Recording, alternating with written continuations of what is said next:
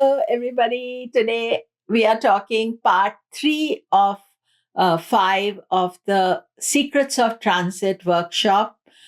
In this today, I'm talking about yearly planning for the planets and also to be paying attention to monthly, weekly, daily planning. But yearly planning is important because you get an overview of what is happening, what are the major changes, the eclipses, the retrogrades, everything step by step. I'm going to explain to you and let us explore.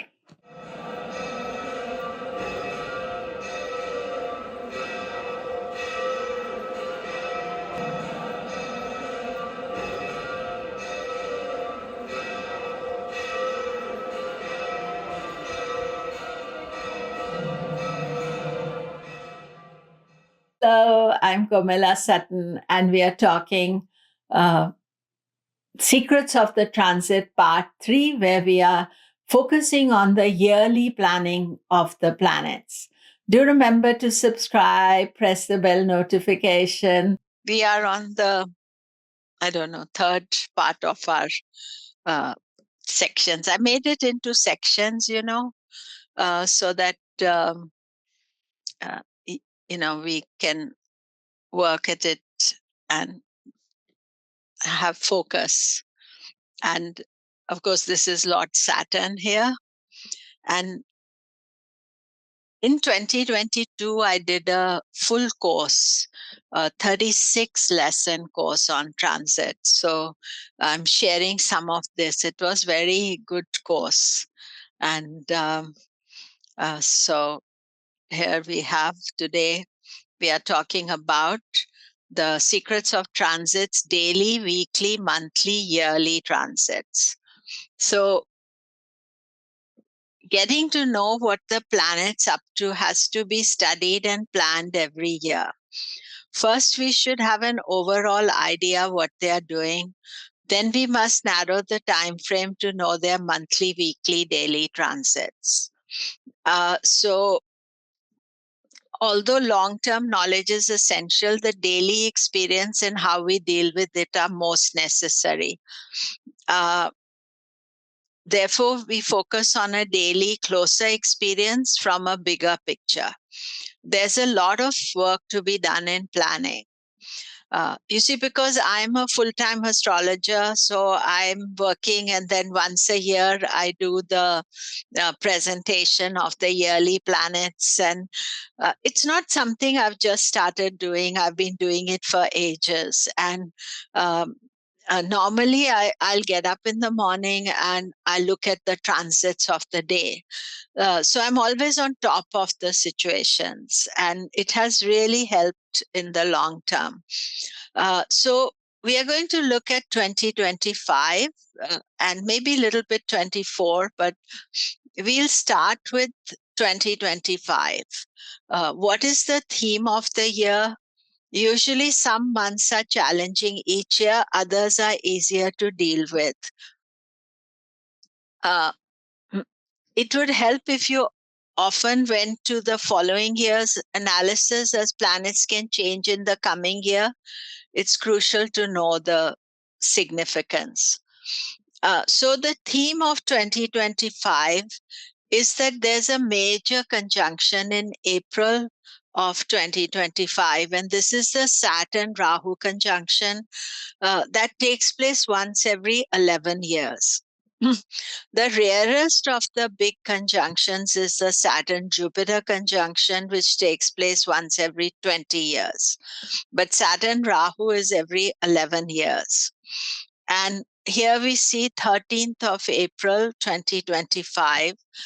And what you can see here in this transit is that Venus, Rahu, Saturn, and Mercury, they are all together. Even though Venus is retrograde, is exalted, but it's right with Rahu and Saturn. So it is not really able to function as it is meant to do.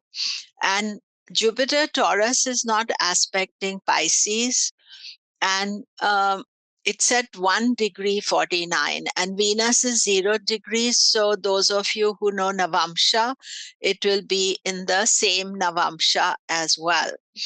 And so this is really the big focus. And after that, there will be uh, the dates around April are something to watch out for. At what the planets are up to, I'm just going to put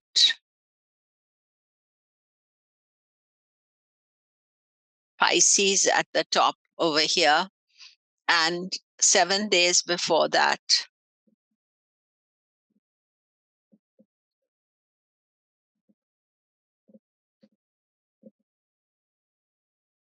So you see, Saturn is in Aquarius till 28th, maybe 29th of March.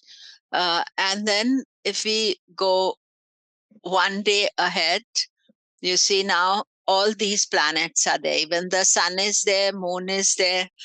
And just look at this, Venus is retrograde. So Venus is going to retrograde next year. Mercury is retrograde.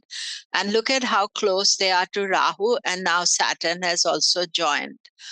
And if we just go 1 day at a time, and see, this is, we can see 1st of April, Venus Rahu conjunction.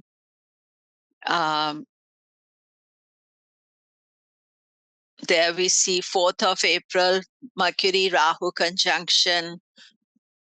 And then at least the eclipses are earlier, so they have already happened. And then we see that Mercury goes, so this is 13th of April. Venus has gone direct, and then there's the Saturn.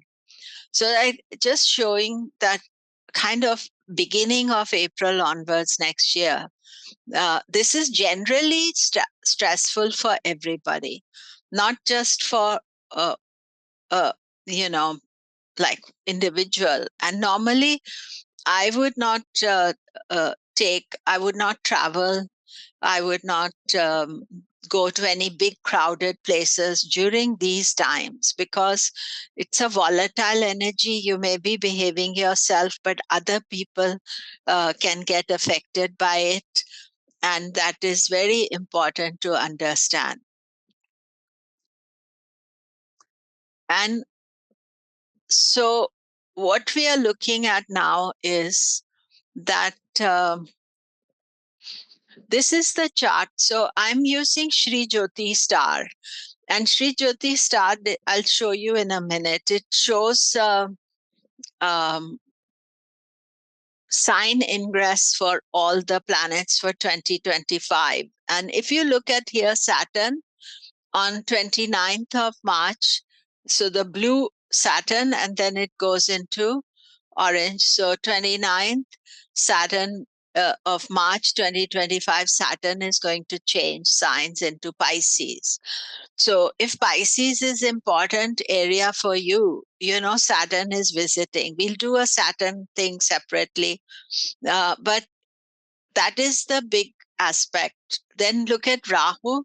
So all of you Virgo Pisces here, Pisces, Rahu is in Pisces. That means Ketu is in Virgo. 18th May, it goes into Aquarius. And Rahu going into Aquarius means eclipses change, everything else changes. And then you can see Jupiter. It's very interesting here that Jupiter's in Taurus. And I had not actually seen this. Then Jupiter is going to rush through Gemini and go into Cancer on 18th October, and then retrograde out of Cancer on 5th of February. So, 5th of December. So that will be an Ati Vakri transit for Jupiter next year. But we will have Jupiter in Taurus and Cancer next year. So exalted Jupiter next year. I hadn't seen that myself. So I made this presentation, but I just did so those are the three main transits to watch out for. You can see sun every month changes signs, moon every day, and then you can look at the different ones. And this is another important one, which I told you, that from August 2024, Mars is going to be only in Cancer and Gemini. So you see here till 20th January in Cancer, then 20th January to 4th February, in Gemini, then 4th February to 6th of June in Cancer. So that means almost 10 months of the year. Mars is only going in two areas of the chart, and especially if you are and this is Gemini is Scorpio ascendant, or your Sagittarius ascendant or moon, then Mars is in your eighth house, either both of them. So certain people are more affected by the Mars transit. So this aspect, which is from Sri Jyoti Star, it's a very useful thing to have, and I'm just going to show it to you here. So I make pages. I've actually just got a new computer, so my it's taking a long time to get everything organized in it. But here you can see it'll take 1 minute for the page to show up. Yeah. So here you can see this is the 2024 sign ingress. And if you just go into Sri Jyoti Star, I think this is my best friend. I like this very much. So if you go, sorry, I'll just show you. If you write here sign,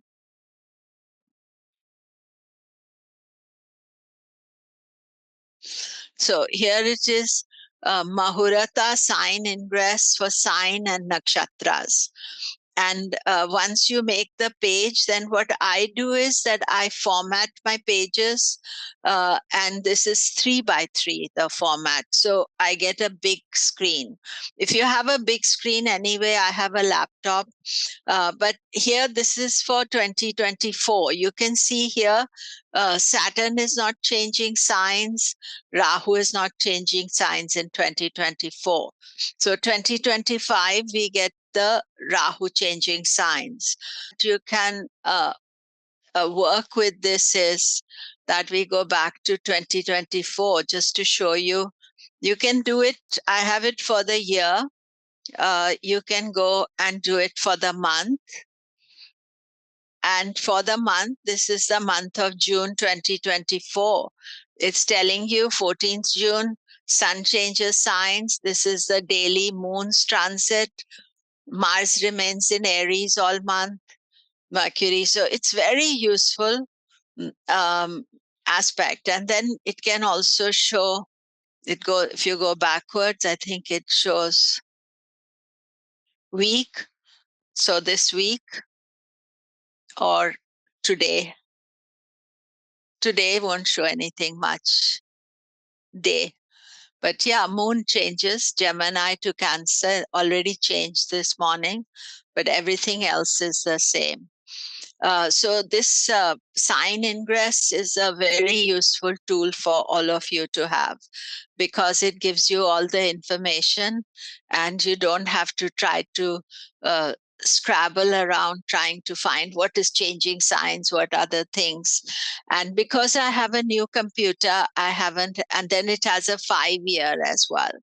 So here you can see till 2025, it's giving all the different transits, but I rarely use 5-year. I like to use 1 year because that is the most useful one.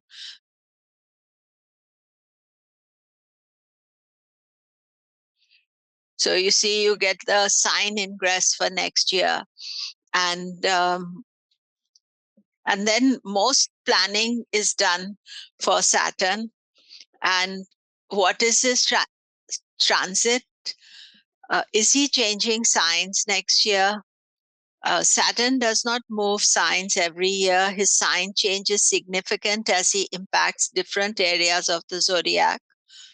Its changes is vital in analyzing Sadesati, some people will lose the intensity, others will gain it. We'll talk more about Sati later. In 2025, Saturn will be in Aquarius to 29th March 2025. Then moves to Pisces for major Saturn Rahu conjunction that is taking place after 11 years. So the last time Saturn Rahu was there was 2014.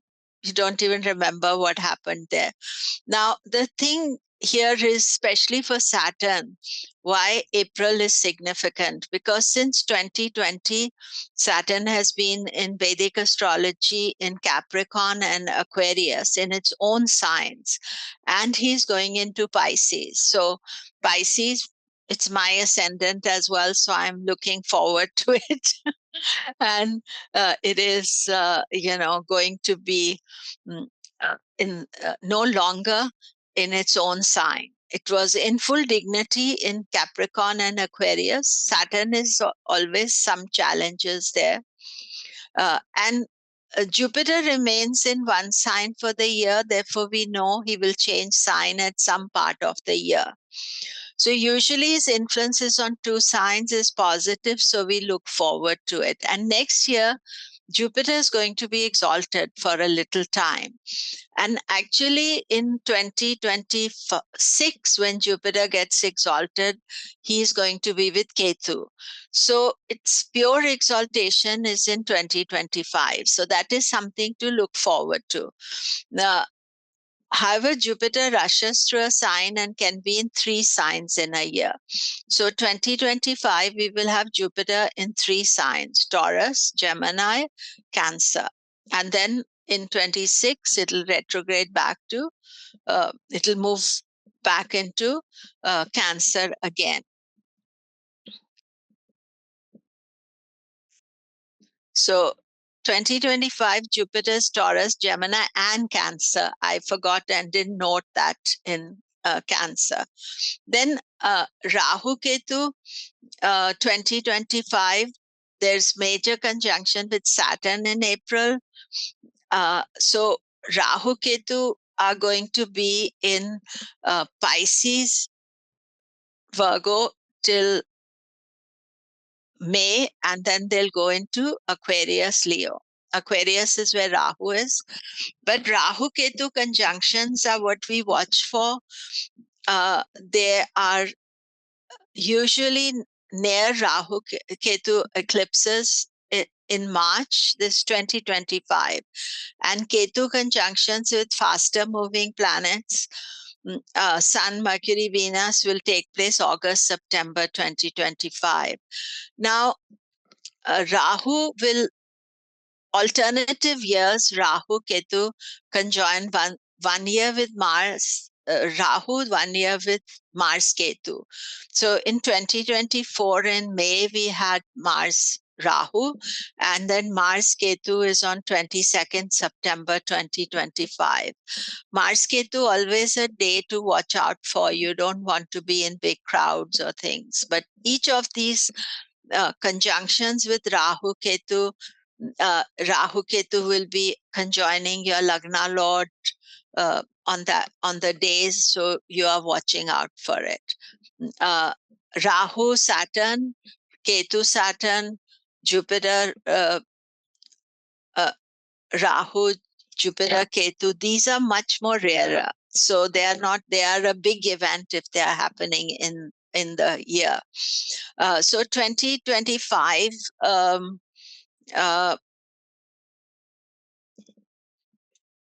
Rahu moves from Pisces, Virgo to Aquarius, Leo, and so do the eclipses. And here we can see that 2025 eclipse, 13th March. So 13th March, Vedically, will be in Aquarius. So that is the first Aquarius, but this is a lunar eclipse. So the lunar eclipse will be in Leo. So that will be right at the beginning of Leo on 13th of March, then end of Leo, excuse me. The 29th of March is the solar eclipse, and 29th of March becomes doubly aggressive day because Saturn is moving signs and eclipse is happening. And then 7th of September, moon total eclipse, and 21st of September, sun partial eclipse. Now, generally, I find whether the eclipse is partial or full, it's still a disturbed energy. So I always note and, be careful around the eclipses, but we can see that the eclipses taking place, especially if they are on your birthday, then they are important to know. Then the next thing is the same thing that I did for the ingresses. You can get the retrogrades. And similarly, if you just put retrograde on the thing, you will get the retrogrades for 2025. And here we can see all the retrogrades. So the top is Mars, which is going to start the year retrograde. 23rd of February, it goes direct. Then there are 3 Mercury retrogrades in March, in July, and in November. So these 3 retrogrades to watch out for. And then Jupiter starts the year retrograde till 4th of February. And then 11th of November, it will go retrograde again. And then it will be retrograding in Cancer, going back to Gemini. And Venus retrogrades 1st of March to 12th of April. Remember, I showed you the chart of 13th April, Venus at stationary, close to Rahu, Saturn. So this Venus retrograde will be in Pisces, and normally that is quite pleasant. But this year, because Venus is with Rahu, it's going to have 3 conjunctions with Rahu during its retrograde. And then Saturn is 12th July to 27th of November. Now, except for Mercury retrograde, which is troublesome throughout the retrograde, as far as other retrogrades are concerned, I watch the start of the retrograde and the end of the retrograde, because those are the times, and usually, 1 day or 2 days before the retrograde, and then 1 or 2 days after. And during the retrograde time, you don't feel anything. As far as Saturn is concerned, because he's more powerful, more karmic, then we watch his retrogrades for longer. So these are dates you need to do. And so then, as far as Saturn is concerned, I want to know the stationary degrees of Saturn every year. In 2024, 24 degrees Aquarius on 29th of June, and 18th Aquarius on 15th November. So if you have moon placed there, you have ascendant planets placed, and that degree, 24-25 degree of Aquarius or 18 degrees Aquarius, then it's a very major transit for you. And therefore, it is important that you honor that transit. Sometimes, especially Saturn will delay situations. He will create some difficulty for you. So you do need to be conscious of that, because those are the things that we are watching for. Then in 2025, on 12th of July, Saturn stations at 7 degrees 42 Pisces. And on 27th November, it will retrograde back to 0 Pisces. It doesn't go out of Pisces. So that is a very good aspect to consider, because these things are there and in your yearly planning. Then what you do is that if you're watching your planets daily or monthly, so like this month, I know that Mercury is combust the sun. That happens regularly. I'm not so bothered about it, but I would still pay attention to it, because that is just part of the thing, although all the planets are, there's no difficult energy as such. Then 29th of June, I know that Saturn is turning retrograde. So I definitely not plan to travel. I remember I was going to India, and it was at the time, when you had to have the COVID test done. And I had got the test done locally here, and they never gave the result. So, and the day I was traveling, I said, by the time my flight goes off, the Saturn will have started going direct, so it's okay. But what happened?